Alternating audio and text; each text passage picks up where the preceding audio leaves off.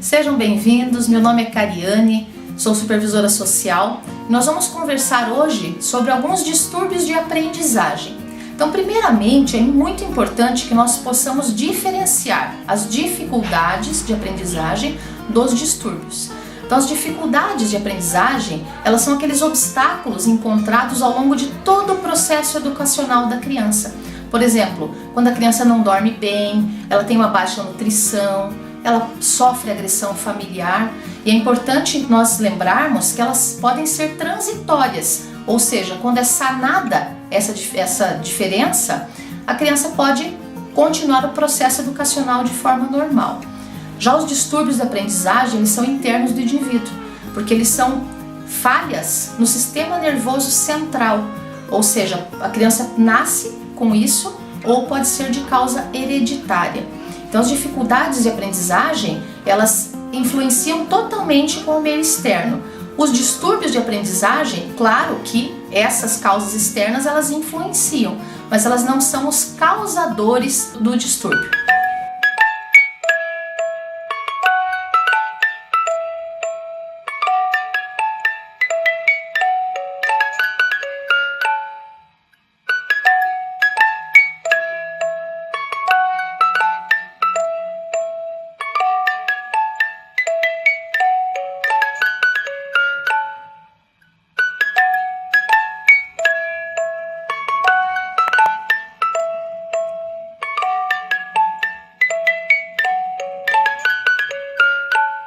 A partir de agora, então, veremos os principais distúrbios de aprendizagem relacionados à infância. Distúrbio da percepção visual, a criança ela recebe a informação, por exemplo, com a letra ao contrário. Então é muito comum crianças com esse distúrbio não conseguirem diferenciar o P com um B. Na hora da escrita elas escrevem de forma trocada, por exemplo, o G com o Q também. Por quê? Porque a letra vem girada na informação.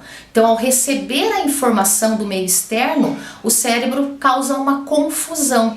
Por exemplo, também nesse distúrbio, a criança vai chutar uma bola. O que acontece nesse caso? Ela não tem noção da velocidade e da distância que a bola está. Então, ela não consegue exercitar essa prática. Pular corda para ela é muito difícil também por conta da noção espacial. Elas não conseguem diferenciar, por exemplo, direita de esquerda, que é um problema de lateralidade muito grande.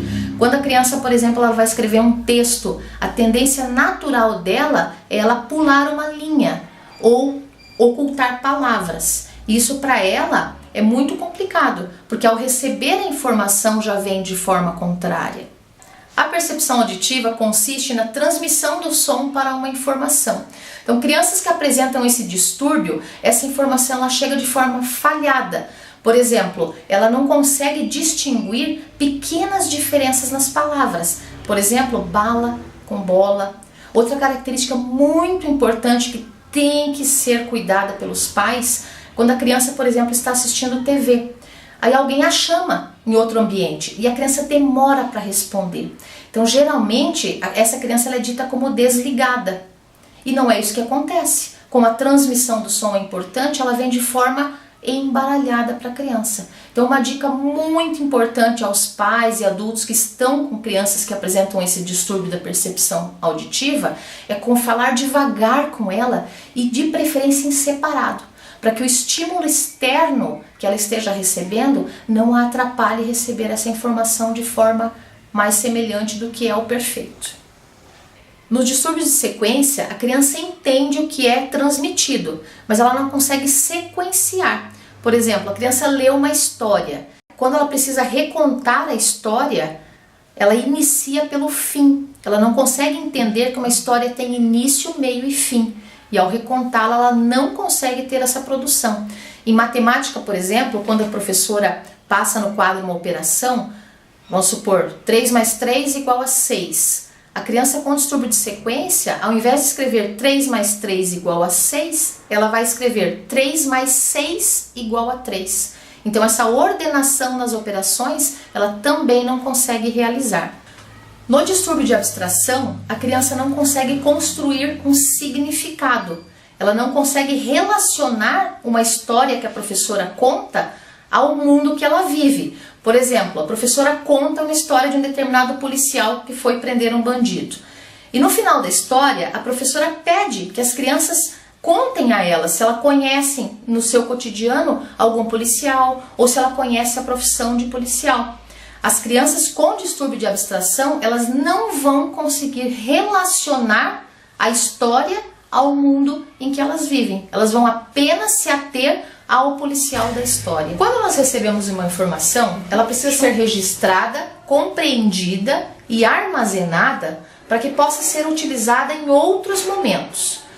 Nós temos a memória de curto prazo, que é aquela que dura em torno de 10, 15 minutos até algumas horas, que é quando, por exemplo, a professora ensina um conteúdo ao aluno, ele lê, ele aprende e ele registra.